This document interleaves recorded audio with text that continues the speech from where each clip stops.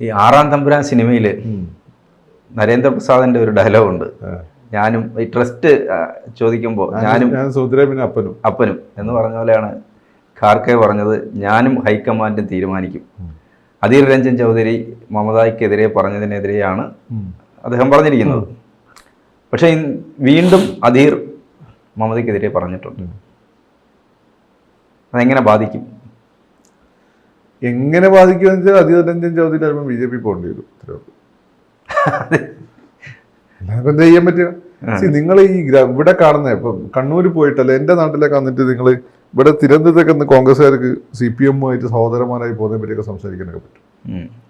ഇപ്പം എൻ്റെ നാട്ടിലൊക്കെ വന്നിട്ട് ഇങ്ങനെ പറയാൻ പറ്റുക. കാരണം വെച്ചാൽ അവിടെ വെച്ചാൽ CPM എന്ന് വെച്ചാൽ ഈ കോൺഗ്രസ്സുകാരെ എങ്ങനെ അടിച്ചമർത്തുന്ന ആലോചിക്കുന്ന ഒരു പാർട്ടിയാണ്. കോൺഗ്രസ് മാത്രമല്ല പ്രതിപക്ഷ പാർട്ടിയാണ്.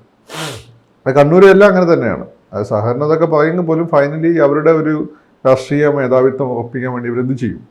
അപ്പോൾ അതുതന്നെയാണ് ബംഗാളിലെ അവസ്ഥ. ഇതിനെ മമതയ്ക്ക് മുമ്പുള്ള കോൺഗ്രസിലുള്ള അവസ്ഥ. ഡൽഹിയിൽ നിന്നുകൊണ്ട് ഇവർ ഇടതുപക്ഷ സമാധാനം, സെക്യുലറിസം, ഇടതുപക്ഷം പുരോഗമനം എന്നൊക്കെ ഇന്ദിരാഗാന്ധിയും രാജീവ് ഗാന്ധിയും യെച്ചൂരിയും കാരാട്ടൊക്കെ പറയും. പക്ഷേ അവിടെ ഗ്രാസ് റൂട്ട് ലെവലിൽ കോൺഗ്രസ്സുകാർ ജീവിക്കാൻ പറ്റാത്ത അവസ്ഥയായിരുന്നു. ഈ മമതാ ബാനർജി തന്നെ എത്ര തവണ അറ്റാക്ക് ചെയ്യപ്പെട്ടിട്ടുണ്ട്. അപ്പോൾ ആവശ്യത്തിലുള്ള പ്രൊട്ടക്ഷൻ കോൺഗ്രസിന്റെ ഭാഗത്ത് കിട്ടാതെ കോൺഗ്രസ് ആ കൂട്ടത്തിലുള്ള ഈ സുമൻ മിത്ര എന്നൊക്കെ പറഞ്ഞിട്ടുള്ള ഈ ആന്റണീനെ പോലുള്ള ആളുകളുണ്ടായിരുന്നു.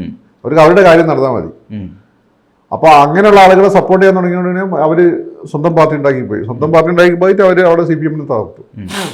അപ്പോൾ അതുപോലെ ഗ്രാസ് റൂട്ട് ലെവലിൽ ഇപ്പം മമതയും അത് ഈ കോൺഗ്രസ്സുകാരായിട്ട് അവിടെ വലിയ പ്രശ്നങ്ങളുണ്ട്. മമത എന്ന് വെച്ചാൽ ഒരു ഭയങ്കര ഫാസിസ്റ്റ് പാർട്ടിയാണത്. CPM-ന്റെ അനുയായികൾ ഇതിന്റെ ഭാഗമായിട്ട് വന്നു. പിന്നെ ഓൾറെഡി ഉള്ള മിലിറ്റന്റ് കോൺഗ്രസ്സുകാരായിട്ടുള്ള കോൺഗ്രസ് വിരോധമുള്ള കോൺഗ്രസ്സുകാർ, അതായത് മമതനെ ഒറ്റപ്പെടുത്തിയെന്ന് വിശ്വസിക്കുന്ന ആളുകൾ, അവരാണ് ഇപ്പോൾ ആ പാർട്ടിയുടെ ഭാഗമായിട്ടുള്ളത്. അവരെ കൂടെ താഴെ തട്ടി ഫൈറ്റ് ചെയ്തിട്ടുണ്ടെങ്കിൽ നിങ്ങൾക്ക് അവരോട് ചിരിച്ചുകൊണ്ട് ഫൈറ്റ് ചെയ്യാൻ പറ്റില്ല. നിങ്ങൾ ഡൽഹിയിൽ ഒരു ക്ലബ്ബിൽ ഇരുന്ന് വെള്ളമടിച്ചുകൊണ്ട് ഈ പറയുന്ന വലിയ സോഷ്യലിസം, പിന്നെ എന്താണ് ഇപ്പോൾ പുരോഗതി, മതേതരത്വം, ജനാധിപത്യം, ഭരണഘടന നല്ല ഗ്രാസ് റൂട്ട് ലെവലിൽ നടക്കുന്നത്. അത് ഈ പറയുന്ന ഡൽഹിയിൽ ഇരിക്കുന്ന പത്രക്കാർ വെള്ളമടിച്ചുകൊണ്ട് അവർക്കത് മനസ്സിലാവില്ല. അവർക്ക് വലിയ മതേതരത്വം പറഞ്ഞാൽ മതി. ഗ്രാസ് റൂട്ട് ലെവൽ അനുഭവിക്കുന്നതിനെ അറിയാമല്ലോ. എനിക്കിതൊക്കെ അറിയാവുന്ന എന്തോടാ, ഞാനിതൊക്കെ അനുഭവിച്ചു വന്നൊരു കുടുംബത്തിൽ നിന്ന്. പിന്നെ നിങ്ങൾ ഞാനെങ്ങനെ പഠിക്കുന്ന സമയത്ത് ഒരു ഇടതുപക്ഷക്കാരനായി, അത് ചരിത്രബോധം കൊണ്ടാണ്.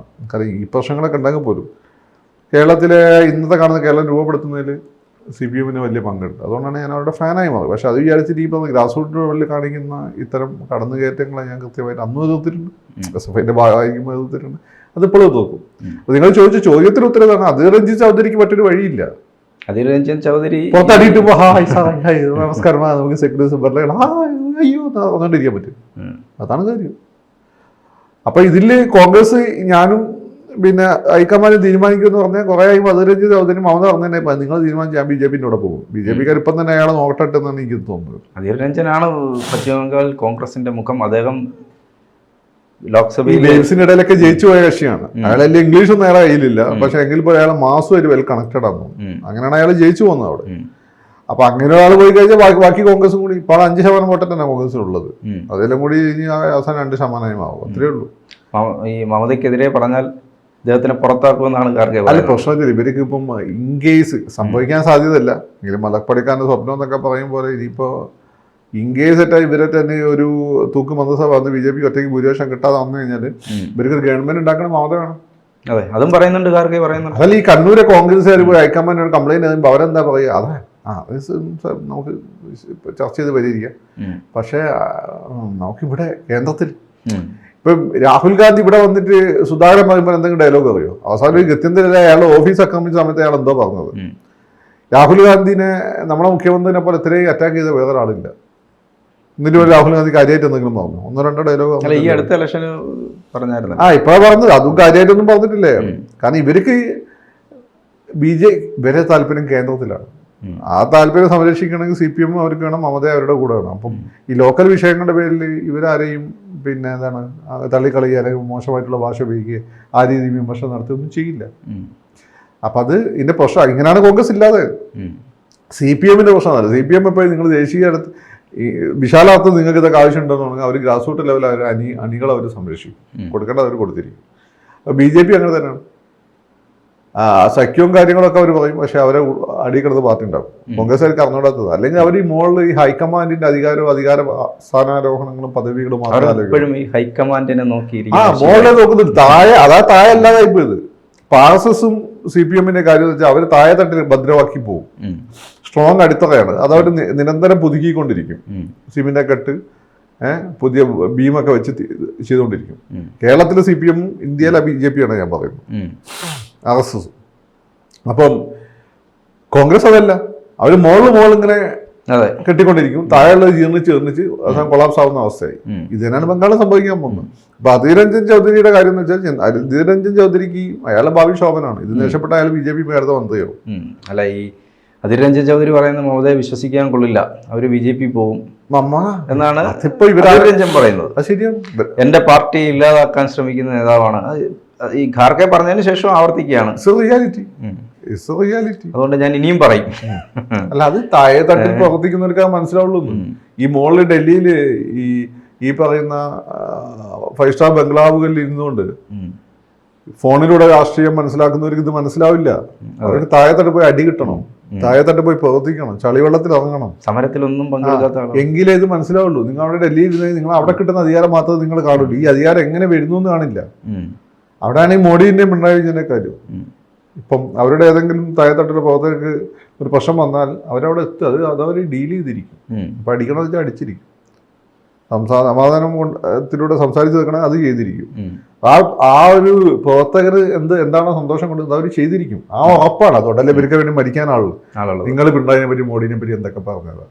പക്ഷെ ഇന്ത്യയിൽ ഏറ്റവും കൂടുതൽ മരിക്കാൻ ആളുകൾ തയ്യാറായിരിക്കുന്ന 2 പേര് ഇവരാണ്. പിന്നെ ഒന്ന് മറ്റേ ഇയാളാണ്, UP മുഖ്യമന്ത്രി യോഗി ആദിത്യനാഥ്. ഇവർക്ക് വേണ്ടി ജനങ്ങൾ മരിക്കാൻ തയ്യാറാണ്. അതെന്തുകൊണ്ടാണ്? അത് ആ കൂടെ നിൽക്കുന്നു എന്നുള്ള ഫീലാണ്. നിങ്ങളെന്ത് വിമർശിച്ചാണ് അവർക്ക് കാര്യമൊന്നുമില്ല. അപ്പൊ അധീർ രഞ്ജൻ ചൗധരിയുടെ പ്രശ്നം അതാണ്. അങ്ങേര് ഈ താഴെ തട്ടി ചവിട്ടിക്കുന്ന ഒരാളാണ്. അയാളെയൊക്കെ തോളിൽ ചവിട്ടിയാണ് ഈ ഹൈക്കമാൻഡ് നിൽക്കുന്നത്. പക്ഷെ അവർക്ക് ഈ താഴെ നിൽക്കുന്നവൻ അറിയില്ല. താഴെ മീൻ കടിച്ചോണ്ടിരിക്കുന്നുണ്ട്, താഴെ പിന്നെ ഈ പുഴുക്കുത്തുണ്ട്. ഇതവർ മനസ്സിലാക്കുന്നില്ല. ലോക്സഭയിലെ കോൺഗ്രസിന്റെ കക്ഷി കോൺഗ്രസിന്റെ നേതാവായ അത് ശശി തരൂരിനെ ഒതുക്കാൻ വേണ്ടി ചെയ്തത്. ശശി തരൂരിന് അങ്ങനെ പദവി എടുത്ത് അയാൾ വേറഞ്ചിയിലെ പ്രസംഗിച്ച ആളായി കളയും. അപ്പം ഭയങ്കര ഫാൻ ഫോളോയിങ് ഉണ്ടാവും. ശശി തരൂരിന് ഇല്ലാത്തതല്ല താഴെത്തട്ടില്. നിങ്ങൾ താഴെത്തട്ടിൽ പുറത്ത് ശശി തരൂരിനെ കാണാമെന്ന് നടക്കില്ല. ഇല്ല, അതാണ് പ്രശ്നം. ശശി തരൂരിനെ പേടിക്കണമെന്നാണ് ഇപ്പോൾ പറയാൻ. കാരണം ഇയാൾക്ക് ഈ പ്രസംഗിച്ച ആളെ കൂട്ടമല്ലാതെ അയാളുടെ നേരിട്ട് ആക്സസിബിലിറ്റി ഇല്ല. ഈ ആക്സസിബിലിറ്റി ഉണ്ടാകുമ്പോൾ പ്രശ്നം. നിങ്ങൾ ഇന്ത്യയിൽ ഏത് നേതാവ് എടുത്തു നോക്കി, നേരെ ഇന്ദിരാഗാന്ധി ആക്സസിബിൾ ആയിരുന്നു, രാജീവ് ഗാന്ധി ആക്സസിബിൾ ആയിരുന്നു. പിന്നെ അമ്മ മരിക്കുകയും പിന്നെ മൂപ്പര് മരിക്കുകയും ചെയ്തതുകൊണ്ട് ടൈറ്റ് സെക്യൂരിറ്റി വന്നതുകൊണ്ടാണ് നെഹ്റു കുടുംബം ആക്സസിബിൾ അല്ലാതെ പോയത്. അല്ലെ ഇവിടെയുള്ള പാണക്കാട് തങ്ങളാണെങ്കിലും പിന്നെ നാരായണ പണിക്കർ സാറാണെങ്കിലും സോമനാഥ സാറാണെങ്കിലും ഇവരൊക്കെ തന്നെ നേരിട്ട് ഇവരുമായിട്ട് ബന്ധമായിരുന്നു. എനിക്ക് അവിടെ ജോർജ് ഉണ്ടായിരുന്നു. ജോർജിനെ വിളിച്ചാൽ മതിയായിരുന്നു. അല്ല ആന്റണിനെയും വല്ലരവിനും കാണേണ്ട ആവശ്യമൊന്നുമില്ല. ജോർജ് ഇവരെ പ്രൈവറ്റ് സെക്രട്ടറി ആയിരുന്നു. ജോർജ് ഇവരെ വിളിക്കുമ്പോൾ അയ്യോ സാറേ നന്നോണ്ട് നിൽക്കുകയും ചെയ്യും. ഇവരൊക്കെ വിളിക്കും. അപ്പൊ ഇന്ന് പിണറായി വിജയനുള്ള ബന്ധമായിരുന്നു അന്ന് ഇവർക്കൊക്കെ അങ്ങോട്ട് പ്രധാനമന്ത്രിയുടെ ഓഫീസായിട്ട്. അതെന്ന് പിണറായി വിജയന്റെ കാര്യം. പിണറായി വിജയൻ ഏത് മെത്രാനും ഏത് മുസ്ലിം പ്രധാനപ്പെട്ട പുരോഹിതനും ഏത് സമയം വിളിക്കുക, ഏത് അർദ്ധരാത്രിക്കും വിളിക്കുക. അതിന് വേറെ ഇടനിലക്കാർ ആവശ്യമില്ല. അങ്ങനെ ഒരു സംവിധാനം ഇല്ലാത്തതാണ് ഇപ്പോഴത്തെ കോൺഗ്രസിന്റെ പ്രശ്നം. മോഡിയുടെ കാര്യം അങ്ങനെയല്ല. മോഡി RSS എന്നുള്ളത് വിങ്ങുണ്ട്. ഈ കല്യാണം കഴിക്കാൻ അതിനു വേണ്ടി നടക്കുന്ന ടീം. അവര് പണിയെടുത്തോളൂ, അവർ ഈ സാധനങ്ങളൊക്കെ എത്തിച്ചോളൂ.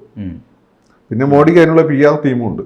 അപ്പൊ അവരുടെ ഇടയിൽ കൃത്യമായിട്ട് കോൾ സെന്റർ പോലെ വർക്ക് ചെയ്യുന്നത്, കൃത്യമായിട്ട് വിവരങ്ങൾ രജിസ്റ്റർ ചെയ്യുന്നു, അത് ഫീഡ്ബാക്ക് കൊടുക്കുന്നു, അങ്ങനെ സംവിധാനമാണ്. പിണറായി വിജയന് ഈ രണ്ടും കൂടി ഉണ്ട്. ഇതൊന്നും ഇല്ലാതെ എങ്ങനെ നിങ്ങൾ മുന്നോട്ട് പോകും? അതാണ്. അപ്പൊ അധീർ രഞ്ജൻ ചൗധരിയെ കൈവിട്ട അയാൾ രക്ഷപ്പെട്ടു. അയാളടുത്ത കേന്ദ്രമന്ത്രിയായി. ഏത് സ്ഥാനാർത്ഥി പ്രധാന അടുത്ത് ബായ് അധീർ ജി ഹവായു കൈസെ ഹേ ബായ് ക്യാമന ആച്ചേ ഹവായു എന്നാണ്. നമ്മൾ നേരത്തെ മമതയുടെ കൂടെ ഉണ്ടായിരുന്ന ഏറ്റവും അടുത്ത ഒരാളുണ്ടായിരുന്നല്ലോ, ഷിപ്പിംഗ് മന്ത്രിയൊക്കെ ആയിട്ടിരുന്ന ഒരു അങ്ങനെയാണെന്ന്. അല്ല, അത് കുറെ അഴിമതിക്കാരും കൊണ്ട് BJP-യിൽ വന്നു. കുറച്ചാൾ ഇവിടെ തന്നെ നിൽക്കുന്നുണ്ട്, കുറച്ചാളുകൾ തിരിച്ചുപോയി.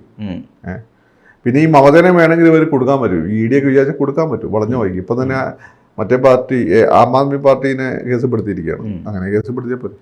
ഇത് വലിയ ബുദ്ധിമുട്ടാണ്. അവിടെ രണ്ട് മറ്റേ ഈ പറയുന്ന സഹാറ സ്കാം, പിന്നെ ചിറ്റ് ഫണ്ട്, ഇതെല്ലാം കിടക്കുകയല്ലേ. ഇതിലെ കൊടുക്കാൻ വലിയ ബുദ്ധിമുട്ടൊന്നുമില്ല. അപ്പൊ കൊടുക്കുന്ന സാഹചര്യം മമത രക്ഷപ്പെടാൻ വേണ്ടി BJP-നെ സപ്പോർട്ട് ചെയ്യും. മമതയ്ക്ക് ബംഗാൾ മാത്രമേ അവരെ കാണുന്നുള്ളൂ. അവർക്ക് നിങ്ങളെ വിശാലമായ നെഹ്റു കുടുംബത്തിൽ എവിടെ എത്തിക്കുക എന്നുള്ള നെഹ്റു കുടുംബം അവരെ സപ്പോർട്ട് ചെയ്യുന്ന സമയത്ത് സപ്പോർട്ട് ചെയ്തിട്ടില്ല. ഹേമന്ത് വിശ്വാസ് ശർമ്മ, മമതാ ബാനർജി ഇവരെല്ലാം കോൺഗ്രസ് പോയതല്ലേ. അതെ അതെ, അവരൊന്നും കൂടെ നിർത്തിയില്ല. പിന്നെ ഇവിടെ CPM പറ്റിച്ചതുകൊണ്ട് മാത്രമാണ് മുരളീധരൻ പെട്ടുപോയത്. അന്ന് മുന്നണിയിൽ എടുക്കാതെ പിണറായി പറഞ്ഞു, പിണറായി എടുക്കുകയും ചെയ്യായിരുന്നു. CPI-ക്കാർ പടഞ്ഞു, CPI-ക്കാർ പടഞ്ഞു, BS പടഞ്ഞു. അതുകൊണ്ട് എന്ത് ചെയ്തു? അല്ലെങ്കിൽ അന്ന് എടുത്ത് ഇന്ന് പിന്നെ DIC ആയിരുന്നു കോൺഗ്രസ്. ഇന്ത്യ സഖ്യത്തിന് പുറത്തു നിന്ന് പിന്തുണ നൽകുമെന്നാണ് മമത പറഞ്ഞത്. അതിനെതിരെയാണ് അദീർ പറഞ്ഞത് യഥാർത്ഥത്തിൽ. എന്നിട്ട് മമത പറയുന്നുണ്ട് അവിടെ ബംഗാളിൽ ഇന്ത്യ സഖ്യം ഇല്ല, പക്ഷെ ഞങ്ങൾ പുറത്തു നിന്ന് പിന്തുണ കൊടുക്കും. ബംഗാളിലെ കോൺഗ്രസിനെയും ബംഗാളിലെ CPM-നെയും ഞങ്ങൾക്ക് വേണ്ട എന്നാണ് പറയുന്നത്. അല്ല, അവർക്ക് കോൺഫിഡൻസ് ആണ് കാണിക്കുന്നത്. ബംഗാളിലെ കോൺഗ്രസിന്റെ നല്ലൊരു പങ്ക്, CPM-ന് നല്ലൊരു പങ്കും തൃണമൂലിലേക്ക് പോയിട്ടുണ്ട്. പിന്നെ CPM-ന് നല്ലൊരു പങ്ക് തൃണമൂലിൽ പോകാൻ ബുദ്ധിമുട്ടുള്ള ആളുകൾ അവർ പിടിച്ചിട്ട് BJP ചേർത്തിട്ടുണ്ട്. അപ്പൊ അവർക്ക് വേറെ താല്പര്യങ്ങൾ. ഇനിയിപ്പം ബൈ ചാൻസ് പണ്ട് ദേവാവോടെ കിട്ടിയ പോലെ ഒരു പ്രധാനമന്ത്രി സ്ഥാനം കിട്ടിയ പ്രധാനമന്ത്രിയായി രാജ്യത്ത് സേവിക്കാൻ അവർ തയ്യാറാണ്. മനസ്സിലായോ? അവർക്കിങ്ങനെ അത് ബംഗാളിനെ സേവിക്കാനാണ് താല്പര്യമുള്ളൂ. ഇനി നിങ്ങൾ നിർബന്ധിച്ചു കഴിഞ്ഞാൽ അവർ ഇന്ത്യയെ സേവിക്കും, അത്രേ ഉള്ളൂ.